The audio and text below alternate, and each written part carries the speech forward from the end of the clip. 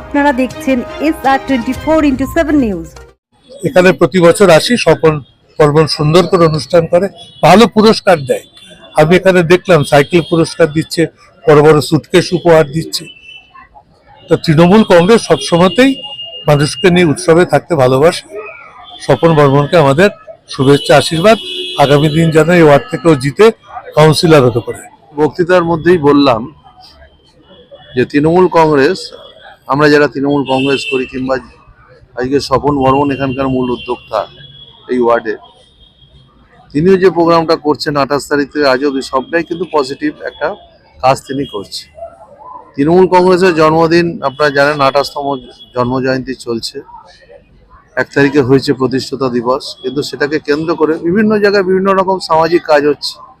এখানেও কিন্তু বিভিন্ন রকম কম্পিটিশন হয়েছে, সেই কম্পিটিশনে পুরস্কার বিতরণ চলছে। এখন বাবার কাছ থেকে বড় হয়েছে, মা বাবা মা জন্ম দিয়েছে আমাকে, বড় হয়েছে, কিন্তু এই সেবা জিনিসটা শিখিয়েছে মমতা বন্দ্যোপাধ্যায়।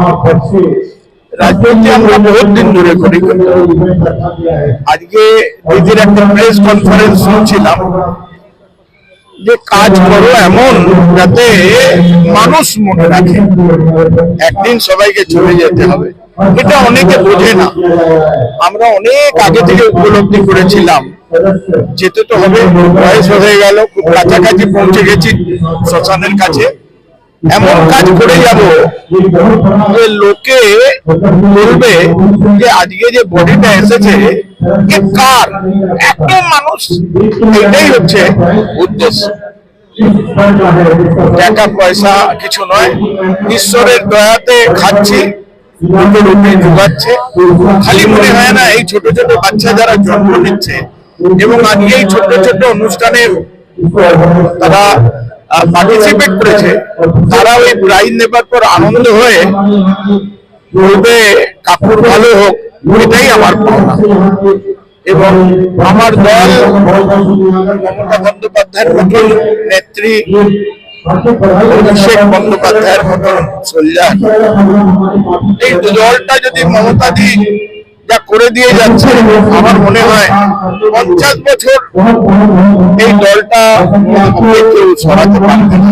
তার দায়িত্ব কাউন্সিলর হয়তো অন্য দলের, তার দায়িত্ব সে করছে। আমার মনে হয়েছে যে বড়বাজার ইস্টার্ন ইন্ডিয়ার সবার থেকে বড় মার্কেট, এখানকার মানুষের সুরক্ষাটা প্রয়োজন। সমালোচনা হয়, এখানে মানুষ বাস করে কমসে কম না করে হোক 2 কোটি লোকের বাস, প্রায় 1 কোটি লোকের বাস আমাদের এই বড়বাজার। এখানকার মানুষ, এখানের ব্যবসায়ীরা যাতে সুরক্ষিত থাকে, ক্রাইম না হয়, আমার মনে হয় যে সেই প্রচেষ্টার কথা আমার এমপিকে বলেছি। এমপি সঙ্গে সঙ্গে এই মঞ্চ থেকে আগেবার ঘোষণা করেছে 20 লক্ষ টাকা এই ওয়ার্ডে প্রত্যেক গলিতে সিসি ক্যামেরার জন্য দেব। আজকে পেয়েছে, আমি আমার দায়িত্বটা করে যাচ্ছি। আমি এরপরেও অনেক দায়িত্ব আছে, সেগুলো পালন করার দায়িত্ব, যেটা দিদিমণি সেবা শিখিয়েছে সেই কাজটা আমার মধ্যে পড়ে। এ নিয়ে কে করছে কে করছে না, কে কাউন্সিলর কে এমএলএ, যে কোনো দলের লোক যদি আমার কাছে আসে কাজের জন্য, আমার দায়িত্ব আমি তার কাজ করে দেব। ও দলে অন্য দলের, ও অমুক দলের নয়।